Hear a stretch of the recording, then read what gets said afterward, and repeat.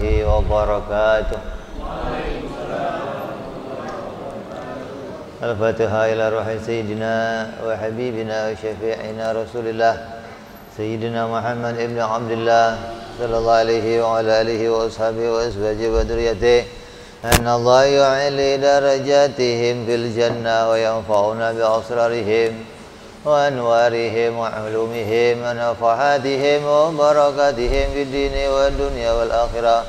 جعلنا من حزبهم ويرزقنا محبتهم ويتوفنا على ملتهم ويحشرنا في زمرتهم بالعافية وسلامة لهم الفاتحة. أعوذ بالله من الشيطان الرجيم. بسم الله الرحمن الرحيم. الحمد لله رب العالمين الرحمن الرحيم مالك يوم الدين. إياك نعبد وإياك نستعين اهدنا الصراط المستقيم صراط الذين أنعمت عليهم غير المغضوب عليهم ولا الضالين آمين. بسم الله الرحمن الرحيم. نويت تعلما وتعليما وتذكرا وتذكيرا والنفعا والاندفاعا والإفادة والاستفادة والحثا على التمسك بكتاب الله وسنة رسول الله صلى الله عليه وسلم والدعاء إلى الهدى والدلالة على الخير ابتغاء مرضاته وقربه وثوابه وحسن الخاتمة مع اللطف والعافية وصلاح العاقبة. Bismillahirrahmanirrahim. Alhamdulillahirabbil alamin wa bihi nasta'in ala umuri dunya waddin wa salatu wassalamu ala Rasulillah Sayyidina wa habibina wa syafi'ina wa maulana Muhammadin sallallahu alaihi wa ala alihi wa sahbihi ajma'in. Amma ba'du. Qala musanniful kitab Hadratus Syekh Sa'id bin Kiai Armiyah rahimahullah ghafara lahu wa liwalidayhi wa nafa'ana bima fid darain. Allahumma aftah qulubana futuhal arifin wa bihidmatika wansur alaina birahmatika ya arhamar rahimin. Ila anqal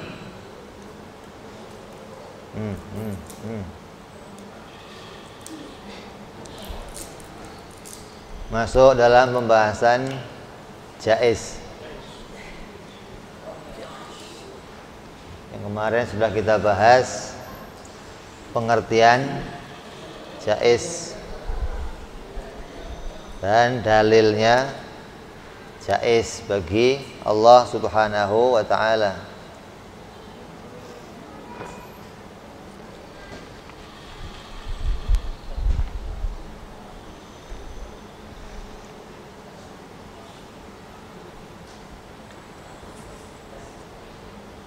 Termasuk di dalam perkara yang wajib diimani, yang berkaitan tentang keimanan kepada Allah. Rukun iman kita yang pertama iman kepada Allah. Lalu kalau ditanya apa yang harus diimani dari Allah, yang harus diimani itu apanya? Maka yang harus diimani adalah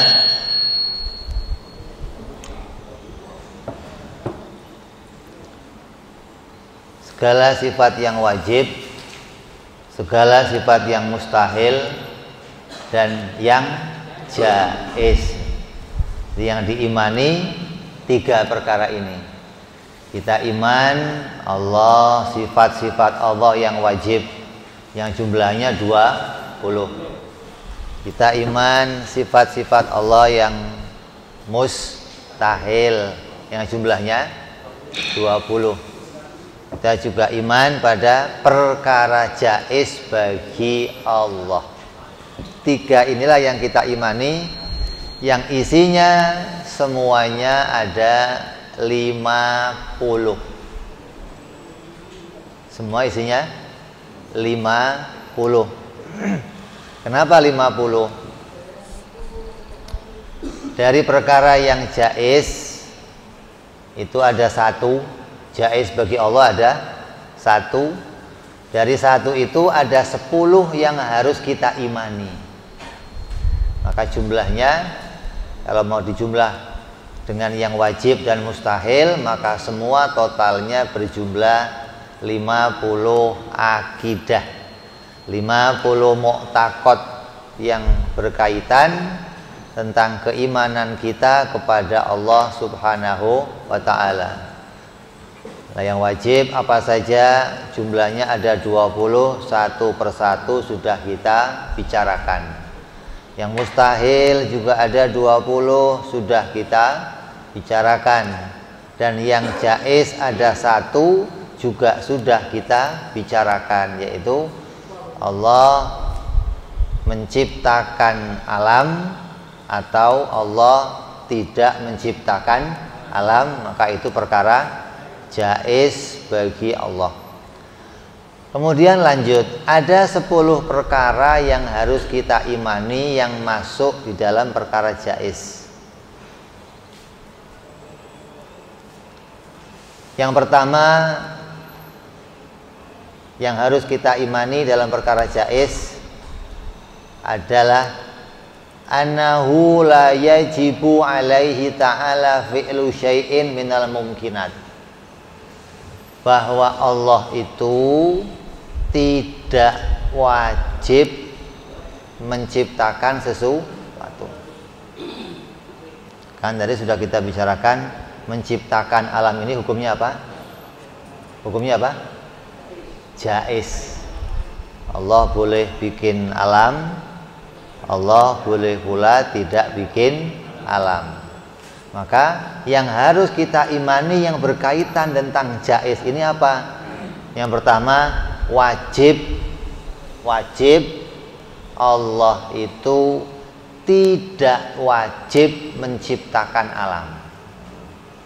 Karena ada yang mengatakan Allah itu wajib menciptakan alam. Kita meyakini dengan dalil-dalil yang sudah kita bicarakan bahwa Allah itu tidak wajib menciptakan alam. Mau bikin kita ini menjadi orang yang soleh, jaiz.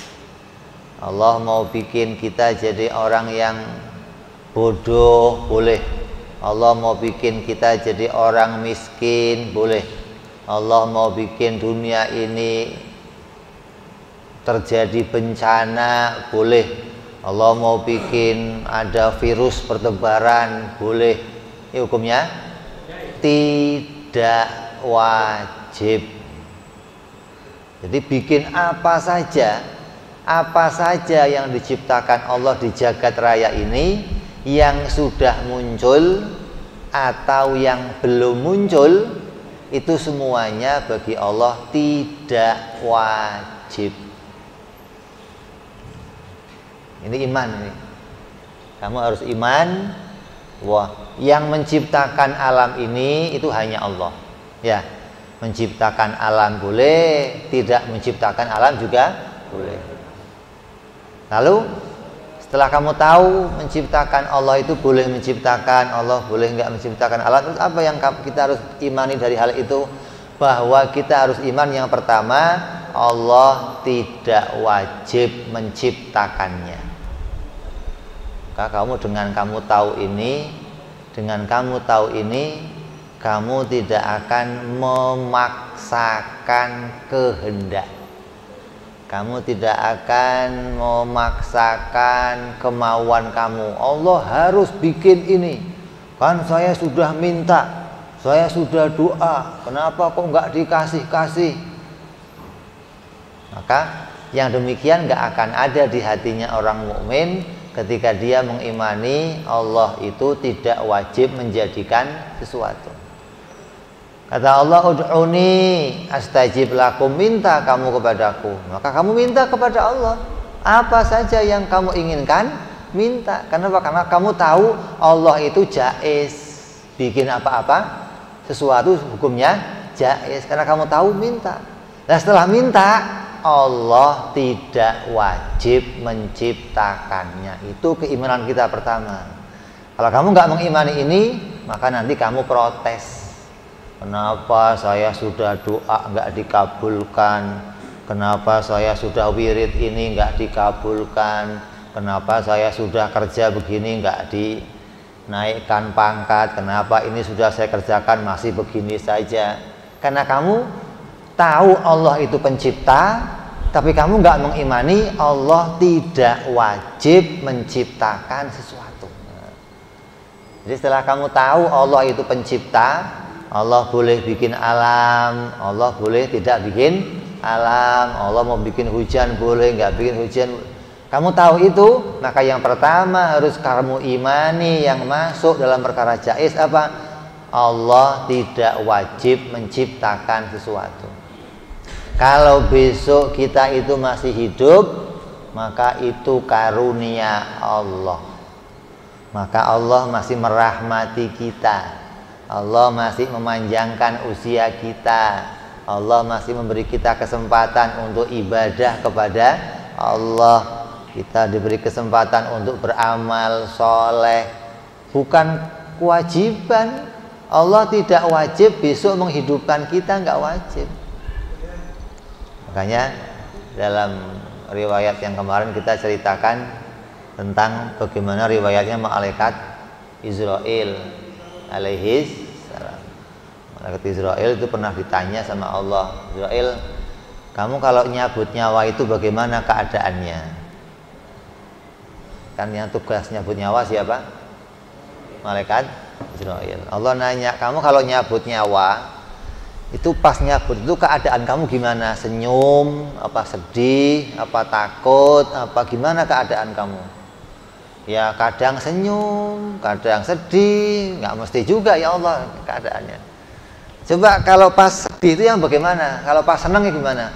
Oh kalau pas senang itu pas saya nyabut nyawa sambil ketawa, sambil tertawa itu waktu ada orang saya cabut nyawanya, itu hari sebelumnya dia itu baru pesen sama seseorang, tolong bikinkan saya sepatu yang bisa saya pakai untuk setahun. Belum dipakai sepatunya dia sudah mati. Saya nyabut sambil ketawa, ya Allah. Ini orang pikirannya panjang banget, mau hidup sampai tahun depan. Saya ambil nyawanya. Ini menunjukkan Allah nggak wajib.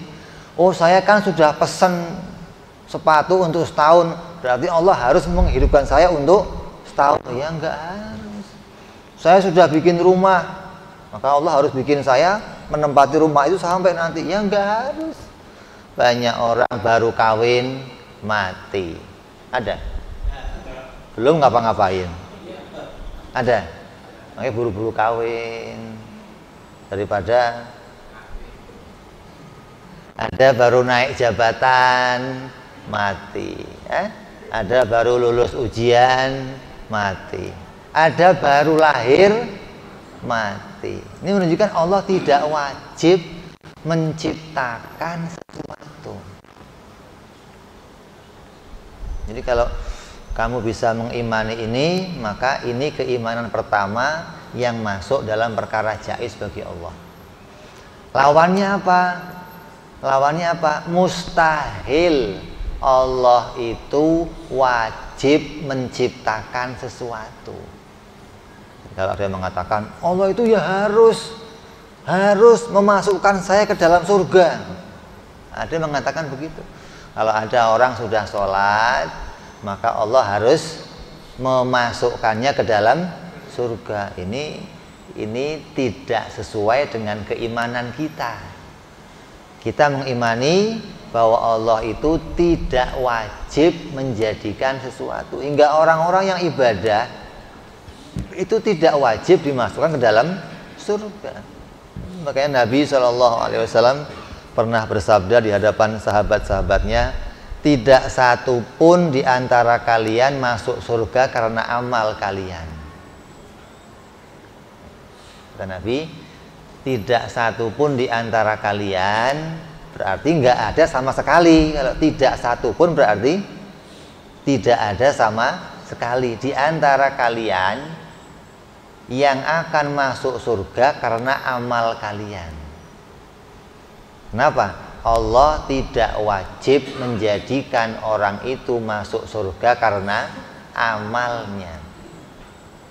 Nah, sahabat nanya, lah kalau engkau gimana ya Rasulullah? Termasuk saya, kata Rasulullah. Saya juga masuk surga bukan karena amal saya. Nah, terus gimana? Kecuali Allah merahmati, kecuali Allah melimpahkan aku, melimpahkan orang-orang yang akan dimasukkan surga dengan rahmatnya. Jadi orang masuk surga karena rahmatnya Allah, bukan karena amal ibadahnya. Allah tidak wajib memasukkan seseorang ke dalam surga. Ibadah itu ibaratnya tiket. Kamu tahu tiket? Ibadah digambarkan tiket. Tiket itu bisa memasukkan kamu enggak? Kamu pegang tiket Ancol. Kalau kamu pegang tiket Ancol, pasti enggak masuk Ancol? Pasti enggak? Karena pegang tiket, pasti bisa masuk Ancol. Pasti enggak? Kalau kamu ngomong pasti, ketika kamu berhenti di depannya loket, pegawai loket nanyanya apa? Tiketnya mana? Setelah kamu tunjukkan, kata dia apa? Silahkan masuk. Berarti yang nyuruh masuk tiketnya apa yang jaga? Yang jaga. Bukan tiket, bukan? Bukan. Nah, kalau yang jaga umpamanya ada orang nggak bawa tiket, tapi juga disuruh masuk, bisa nggak? Ya bisa saja. Wong yang nyuruh masuk itu yang jaga itu, nggak ada urusan sama tiket. Kamu bawa tiket itu hanya untuk melegakan hati kamu. Alhamdulillah sudah punya tiket. Mudah-mudahan bisa masuk. Lah, pas begitu kamu mau masuk, maaf Pak, penuh. Terus gimana? Pulang. Gimana? Mau penuh? Kok saya udah punya tiket Pak? Iya, tapi penuh Pak. Bapak nggak bisa ngapa-ngapain di dalam. Mau ngapain Bapak? Pulang besok ke sini. Nah, jadi yang memasukkan orang ke surga itu bukan tiketnya, bukan, tapi yang punya surga, yang punya tempat itu. Kenapa? Karena yang punya tempat itu bisa memasukkan siapa saja walaupun nggak punya tiket. Itu tandanya tiket, bukan yang memasukkan seseorang ke dalam surga, gitu loh. Jadi Nabi mengatakan tidak ada satupun di antara kalian yang akan masuk surga karena amal kalian. Ini mau bicara, Nabi mengingatkan kita jangan bergantung kepada amal. Kita harus bergantungnya kepada Allah. Kalau kamu bergantung kepada amal, nanti kamu anggap kamu sudah cukup beramal, maka kamu akan masuk surga. Ini keliru. Seperti apa? Para sahabat ketika Nabi menceritakan tentang sahabat yang akan masuk surga. Nabi beritakan, kalian fulan 10 orang, kalian akan masuk surga. Kalau kamu yang dikasih berita gimana?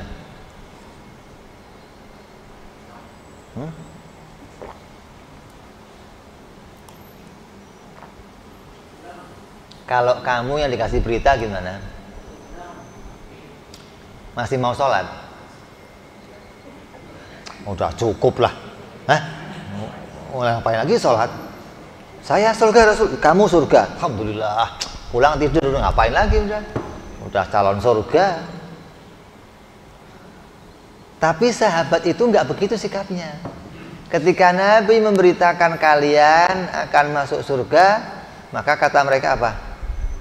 Mungkin ini sekarang. Amal saya yang sekarang ini dikatakan oleh Nabi akan mengantarkan saya ke surga itu kalau memenuhi persyaratan. Cuma Nabi nggak nyebutin persyaratannya. Ini Nabi hanya memberitakan kamu bisa masuk surga, tapi nggak menyebutkan persyaratannya apa. Setelah mereka diberitakan itu, bukan malah kendor ibadahnya, malah nambah ibadahnya. Karena mereka menganggap amal yang mana yang membawa saya ke surga yang mana, mereka nggak ngerti. Hingga mereka menganggap apa amal sholat, apa amal puasa, apa amal, terus mereka beramal, tambah beramal. Maka pada ujungnya Nabi ngomong, jangan bergantung pada amal. Yang memasukkan kamu ke surga itu Allah. Dari mana imannya? Sebelum kita diciptakan, ada ketentuan yang dibuat oleh Allah. Fulan akan jadi nabi, fulan akan jadi sahabatnya Nabi, fulan akan masuk surga, fulan akan mati syahid, fulan akan jadi raja. Allah punya ketentuan-ketentuan ini sebelum kita diciptakan. Berarti masuknya kita ke surga bukan karena amal kita, tapi karena pilihan Allah, rahmatnya Allah. Allah merahmati kita, maka kita diberikan peran oleh Allah untuk jadi orang mukmin dan akan dimasukkan surga. Ini pilihan Allah sebelum kita muncul. Jadi jangan kepedean, saya masuk surga ya kan saya banyak beramal. Lah amal kamu sama ketentuan Allah duluan mana? Duluan mana? Nah, ini tandanya apa? Amal itu tugas kita. Nggak usah mikirin urusan yang belakangan, nggak usah. Kerjakan saja amal yang diperintahkan Allah. Karena kita ini hamba, maka tugas kita patuh. Urusan upah, urusan nanti akan di surga atau itu urusan nanti belakangan. Itu jangan terus yang diurusin amal ini masuk surga enggak ya, amal ini masuk surga enggak ya. Ini kalau amal ini masuk surga, itu namanya kamu ibadahnya hanya untuk urusan upah. Selamanya kamu jadi anak kecil karena kamu tidak bisa mengimani i'tiqad yang pertama yang masuk dalam perkara jaiz. Allah tidak wajib menjadikan sesuatu. Mustahil Allah itu wajib menciptakan sesuatu. Karena ada beberapa orang, beberapa saudara kita yang menganggap Allah itu wajib menjadikan amal kita itu untuk dimasukkan ke dalam surga. Kalau saya sekarang berbuat baik, besok Allah harus menjadikan saya baik, gitu loh. Kalau saya habis sedekah, maka Allah harus menjadikan saya baik. Kalau saya habis sholat, Allah harus bikin saya baik. Jadi dianggapnya kayak orang tua dan anak, gitu loh. Kalau anak sudah patuh sama orang tuanya, maka orang tua nggak boleh berbuat jahat sama anaknya. Orang tua tidak boleh mencelakai anaknya. Orang tua nggak boleh nyubit anaknya. Orang tua nggak boleh mukul anak. Kenapa? Wong dia baik. Masa baik masih dipukul? Harus orang tua berbuat baik pada dia. Kenapa? Dia sudah berbuat baik. Ini Allah dibeginikan. Allah juga begitu. Kalau saya sudah berbuat baik, Allah ya harus berbuat baik sama saya. Jadi kalau saya habis sholat di masjid, terus saya keluar masjid, saya nggak boleh celaka, kesandung nggak boleh, jatuh nggak boleh, kejamretan nggak boleh, sakit nggak boleh. Kenapa? Kan saya habis ibadah. Masa saya habis ibadah saya celaka? Nggak boleh begitu. Allah diatur sama dia. Tapi kan aturan dia nggak cocok sama kenyataan. Kenyataannya banyak orang ibadah, apalagi sudah selesai, ini lagi ibadah, ditancap ada? Lagi ceramah, ditancap ada? Loh, kalau Allah wajib menjadikan kebaikan, itu nggak boleh terjadi harusnya dong. Kalau Allah harus menjadikan kebaikan pada hambanya, ini hambanya lagi berbuat baik loh, lagi ceramah, lagi dakwah, menyebarkan agama, tapi dapatnya itu yang pas tancep, nggak enggak. Lah kalau kayak di Palestina, yang di Suriah lagi sholat dibom satu masjid, bagaimana? Kalau Allah wajib menjadikan kebaikan, itu nggak terjadi dong. Kan Allah harus bikin yang baik-baik. Masa ada orang sholat mati? Harusnya Allah melindungi, jangan mati, ini nggak boleh mati. Kan Allah harus berbuat baik. Gimana? Kenapa kok begitu terjadinya? Ada anak bayi baru lahir, punya salah apa dia? Kena bom, kena corona, kena penyakit, mati, celaka, boleh? Nah, kalau boleh berarti Allah nggak wajib menjadikan sesuatu. Kalau Allah wajib menjadikan kebaikan, berarti ini nggak terjadi, orang yang baik-baik ini masa celaka. Jadi kita berpikiran jangan melihat bahwa masa sih Allah kok berbuat nggak baik. Nggak baik itu jangan disandarkan kepada Allah. Tidak baik itu jangan disandarkan kepada Allah. Tidak baik itu nyandarnya kepada kita. Kita ini tidak boleh menyalahkan takdir. Takdir itu tidak boleh untuk alasan. Nah ini seringkali orang beralasan pakai takdir. Takdir itu nggak boleh untuk alasan. Kalau kamu kok nggak naik kelas, ditanya orang tuanya, kenapa nak nggak naik kelas? Takdir pak. Itu bukan jawaban, nggak boleh. Alasannya takdir nggak boleh. Alasan takdir itu boleh dipakai nanti waktu hari kiamat. Setelah kamu mati, kamu ngobrol sama kawan-kawan kamu, lu kenapa dulu bro, kok begini bro? Takdirnya begitu. Nah boleh. Kalau sekarang kamu nggak boleh alasan takdir, nggak boleh. Ini belum selesai pekerjaannya kok takdir. Kamu harus punya alasan. Karena kita dituntut untuk beramal, gitu loh. Adapun nanti amal-amal itu bagian dari akan diberi hadiah oleh Allah sesuatu, oleh Allah akan dimasuk ke surga, itu urusan Allah nanti. Tugas kita di sini beramal. Lah orang yang beramal itu berbuat baik, Allah tidak harus menjadikannya lebih baik. Boleh saja Allah menjadikan bencana, tsunami, coba penduduk Mekah pada taat-taat, tiba-tiba keran ambruk, wah hancur semua, banjir, mati semua. Aceh, taat semua, disebut Serambi Mekah, tsunami, mati semua. Kalau Allah wajib menjadikan kebaikan, maka itu nggak terjadi dong harusnya. Masa bencana alam menimpa orang-orang soleh? Gimana sih? Kalau Allah wajib menjadikan yang baik-baik, Allah wajib menjadikan kebaikan, itu nggak terjadi. Kalau gunung Merapi meledak, laharnya jalan, rumahnya orang Islam belok, nah, itu begitu dong. Ya, nanti ada yang kafir, libas. Tapi kan nggak begitu. Yang mukmin ya kena, yang kafir ya kena. Nabi Musa alaihissalam pernah nanya sama Allah. Nabi Musa itu paling banyak nanya sama Allah. Namanya aja kalimullah, orang yang sering ngomong sama Allah, orang yang diajak ngomong sama Allah. Jadi banyak pertanyaan yang diajukan Nabi Musa kepada Allah. Di antaranya dinanya apa? Ya Allah, kenapa sih kalau ada satu hamba di satu daerah ini kok maksiat, kok kamu timpakan semuanya kena siksanya semua? Kan yang maksiat cuma satu itu ya Allah.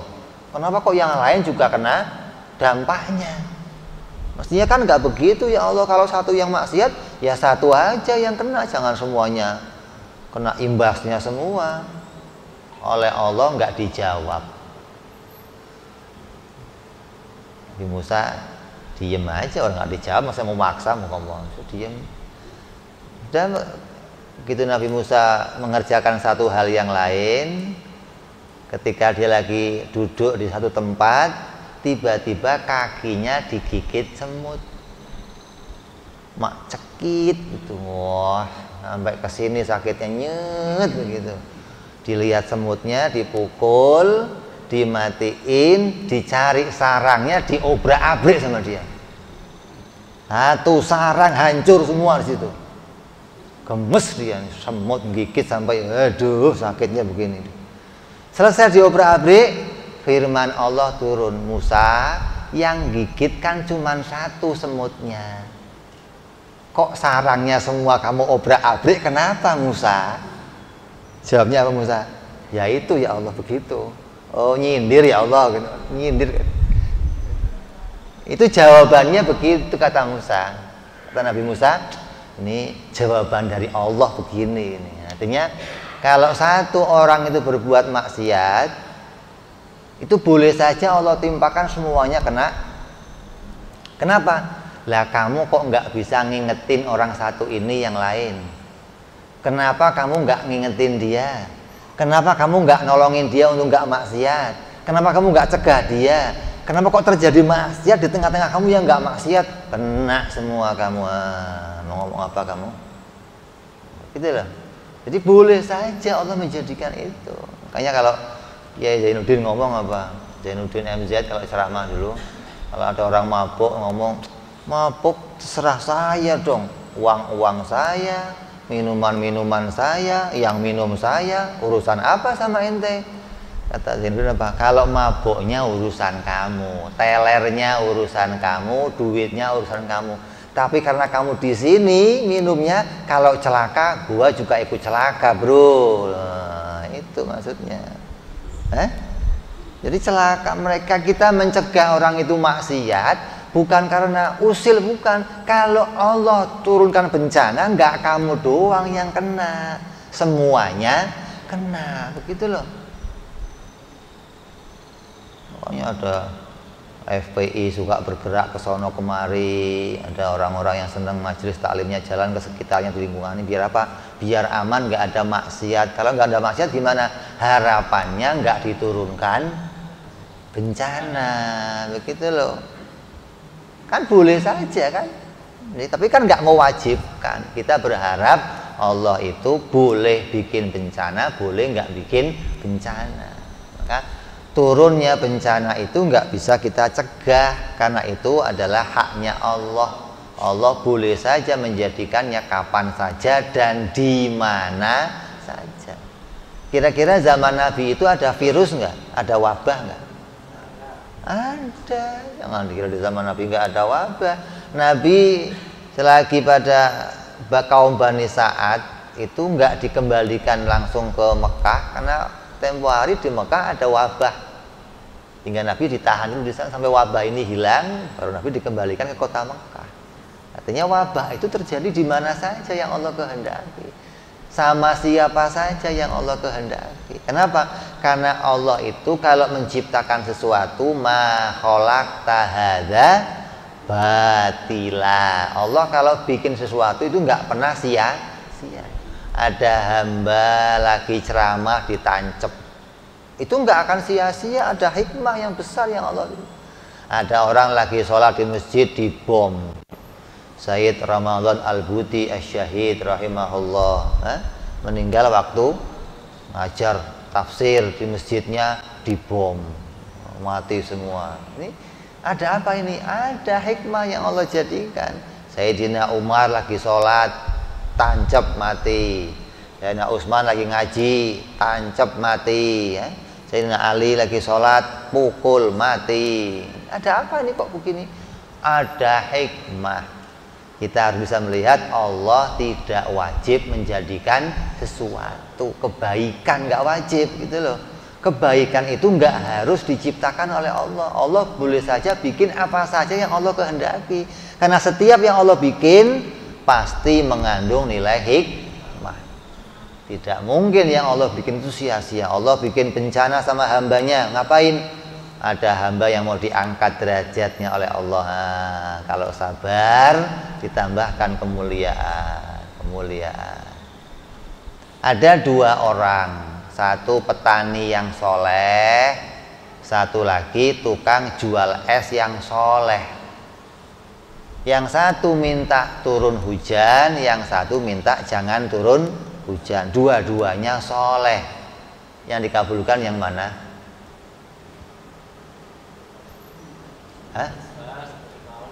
Yang dikabulkan yang mana? Allah wajib mengabulkan. Kalau wajib dua-dua dikabulkan bagaimana? Oh ya ribet. Ada hujan campur panas. Ini tukang es bingung nih, saya mau jual apa enggak ya, kok panas campur hujan. Jadi waktu Allah bikinnya hujan, tukang es sabar gitu dong. Ya Allah, mudah-mudahan besok panas, hari ini hujan ya Allah. Tukang petaninya, alhamdulillah Allah kasih hujan.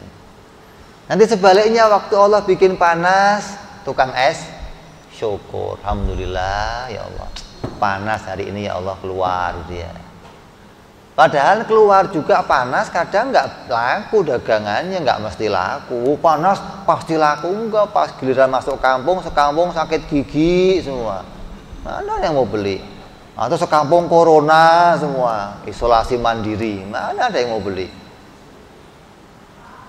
Nah, begitu panas, petaninya sabar ya Allah, sabar ya Allah, terima ya Allah, ini keputusanmu ya Allah, ini takdirmu ya Allah, begitu.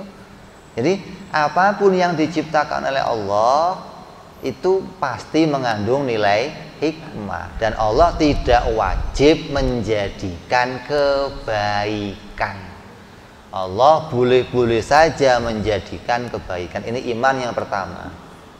Jadi jangan sampai kita meyakini Allah itu sebagai pencipta alam, pencipta langit bumi, semua ini Allah yang menciptakan, mau bikin boleh, nggak bikin boleh, terus kita katakan Allah wajib menjadikan kebaikan. Masa Allah bikin hamba ditelantarkan begini? Makanya ada orang berkata begini, saya nggak percaya ada Tuhan. Kata dia, Tuhan mana ada, nggak percaya. Kenapa kamu nggak percaya Tuhan itu ada? Kan Tuhan maha kaya, Dia baik, Dia maha segala-galanya. Kenapa kalau Tuhan ada masih ada orang miskin, masih ada orang kere-kere, masih ada orang yang nggak makan? Tuhan nggak ada pasti. Kalau ada, ini mesti diberesin semua, dikasih makan semua. Ukurannya Tuhan itu harus bikin kebaikan, kan repot. Dianggapnya Allah itu harus bikin kebaikan. Jadi kalau kamu ditanya ketemu sama orang begini, mengatakan Tuhan nggak ada, Tuhan nggak ada. Buktinya apa? Tuh, ada orang yang miskin. Hanya gara-gara lihat ada orang miskin mengatakan Tuhan nggak ada. Kan aneh ini. Nah, kalau umpamanya kamu ketemunya jangan ke Indonesia, kamu ke Mekah mainnya. Di Mekah kamu mainnya ke Dubai ya. Mainnya kemana? Dubai ya. Coba cari, ada nggak yang begitu? Ada nggak begitu? Cari nggak? Oh, berarti Tuhan di sana ada. Di sini nggak ada Tuhan, di Dubai ada Tuhan. Jadi Tuhan itu kadang di sini ada, di sana nggak ada, nggak jelas Tuhan ini tempatnya lah. Kadang di sono, kadang di sini. Ini Tuhan apa hantu yang begitu? Ini pikirannya bagaimana sih? Mengukur Tuhan itu ada, hanya diukur pakai adanya orang miskin, mesti nggak ada. Nah itu orang yang begitu kalahnya sama apa? Kalahnya sama orang yang berakal. Kalau kamu ketemu sama dia, kamu katakan, saya ini nggak percaya di dunia ini ada tukang cukur. Kok nggak percaya gimana? Itu tukang cukur. Nggak percaya saya. Kenapa? Itu masih banyak orang gondrong. Masa kalau tukang cukur ada, Yang gondrong nggak ada semua, harusnya dong syukur semua.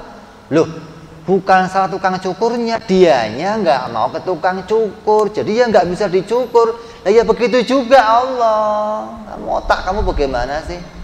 Kalau ada orang miskin, ada orang mereka ini nggak mendekat kepada Allah, mereka nggak mau minta sama Allah, mereka nggak mau mengharapkan rahmatnya Allah, mereka nggak mau karunianya Allah. Mesti mikirnya begitu, jangan terus diputuskan, oh Tuhan nggak ada ini kayaknya, nggak bisa begitu.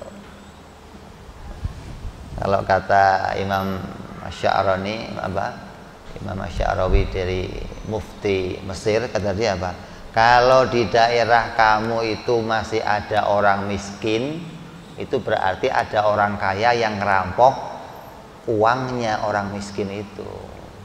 Jadi Allah itu baginya rata, kata Imam Syarawi.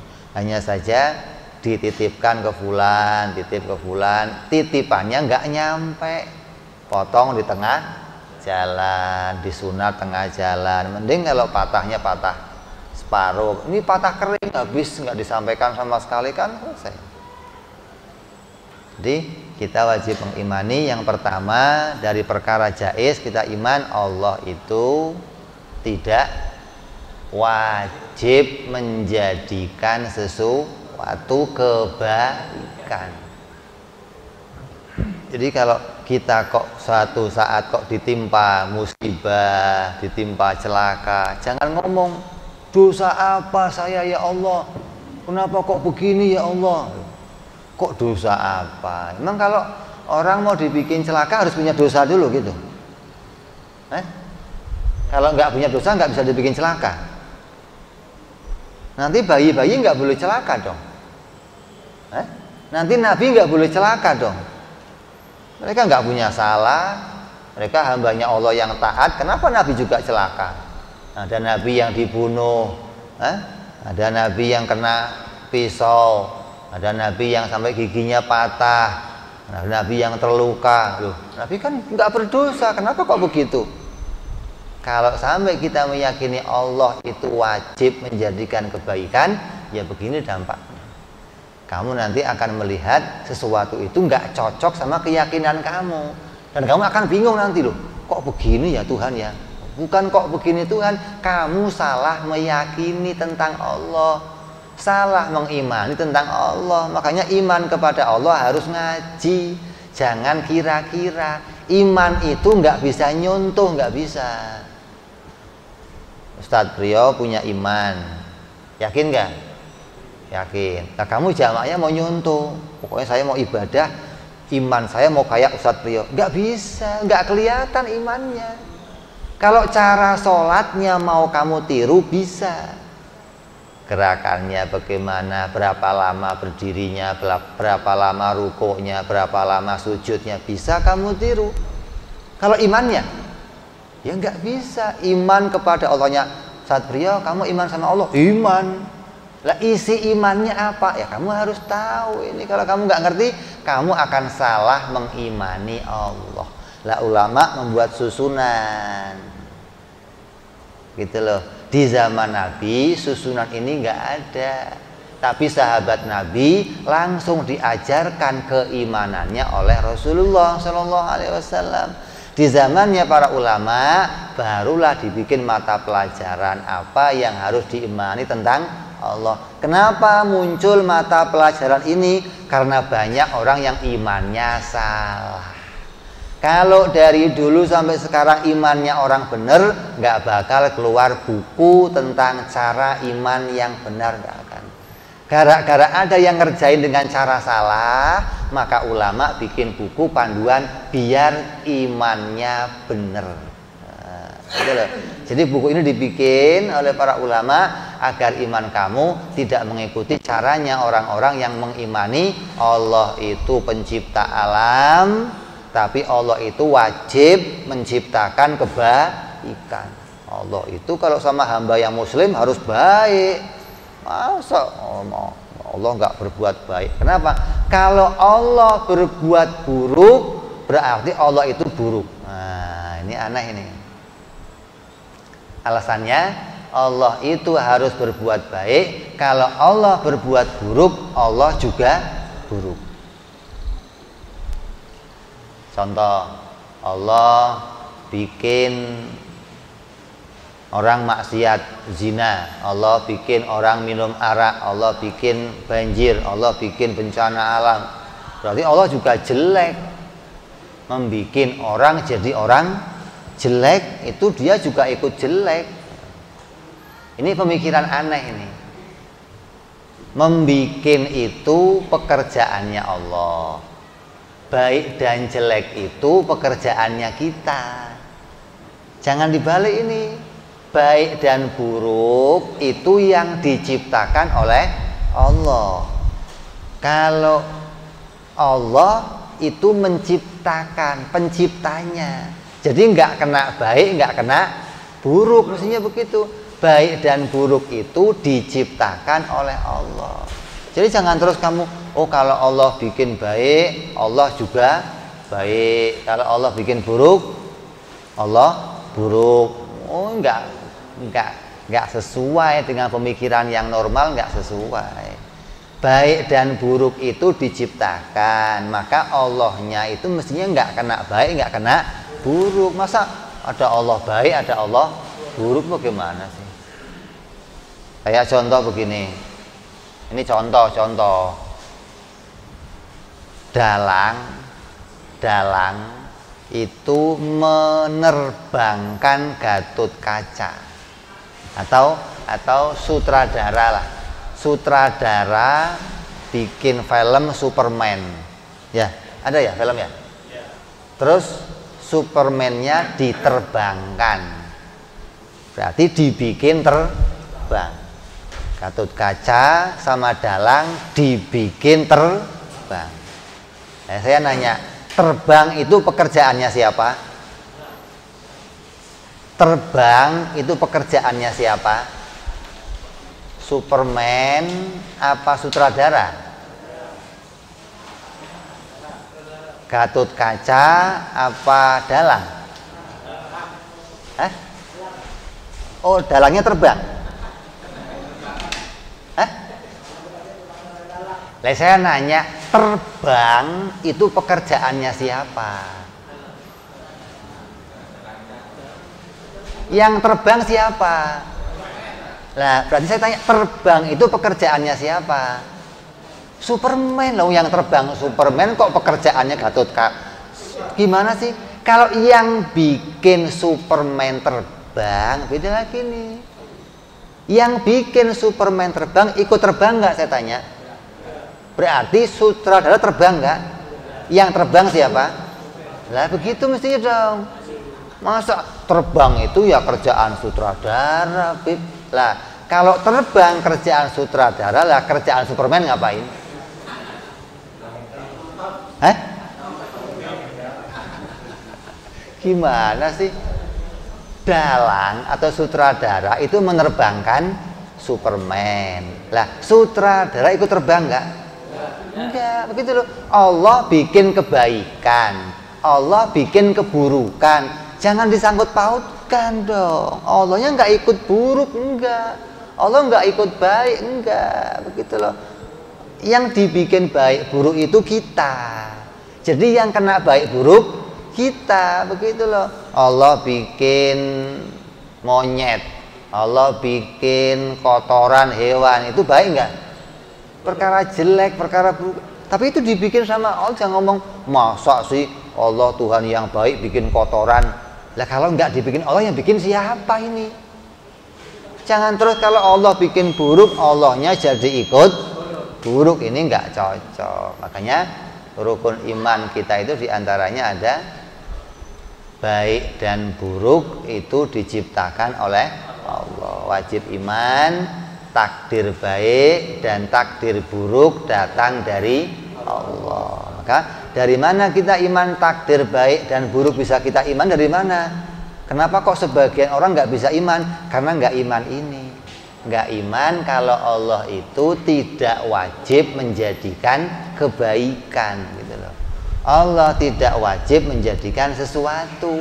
Allah mau bikin kebaikan boleh, Allah mau bikin keburukan juga boleh. Nah ini mestinya kita imani demikian. Maka iman kita akan benar sesuai apa yang dituntunkan para ulama, yang diajarkan oleh para madhab yang berasal dari Rasulullah Shallallahu Alaihi Wasallam. Mudah-mudahan dengan kita iman yang pertama ini kita pegang kuat, imani, yakini, jadikan keimanan di hati kita, maka kita akan bisa menerima segala macam takdirnya Allah Subhanahu wa ta'ala. Kita nggak jadi orang yang gampang protes, kita nggak jadi orang yang gampang marah, nggak jadi orang yang marah kepada apapun kejadian yang diciptakan oleh Allah Subhanahu wa ta'ala. Kita nggak jadi orang yang memaki-maki takdir. Apapun yang ditakdirkan Allah kita terima, karena setiap takdir Allah pasti mengandung nilai hikmah. Mudah-mudahan hati kita diluaskan oleh Allah,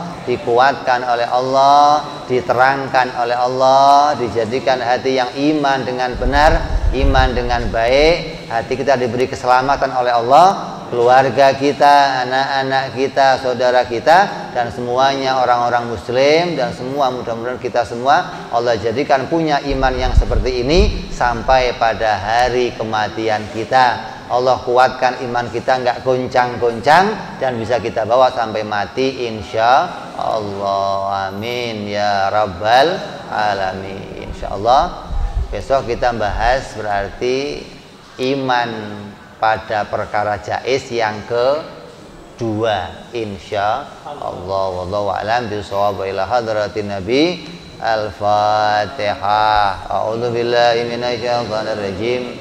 Bismillahirrahmanirrahim.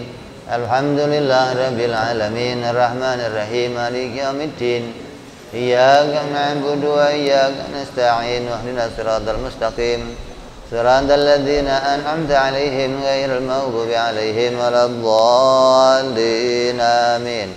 Ya Rabbana i'tarafna bi anana iktarafna wa anana asrafna 'ala ladha ashrafna fatub 'alaina tauba taghsil kulli hauba wastur lana awrati wa amini rawati wa ghfir li walidina rabbi wa mauludina wal ahli wal ihwani wa sairil hilani wa kulli dhi mahabbah au jiratin au suhbah wal muslimina ajma' amin rabbi isma' fadlan wa judan mannan la biktisabi minna bil mustafa rasulina adhabi kulli suli salla wa salam rabbi alaihi andal habbi wa alihi wa sahbi idada ta'si suhbi walhamdulil ilahi fil bad'i wa tanahi subhana rabbika rabbil izzati amma yasifun wa salamun alal mursalin walhamdulillahi rabbil alamin. Assalamualaikum warahmatullahi wabarakatuh.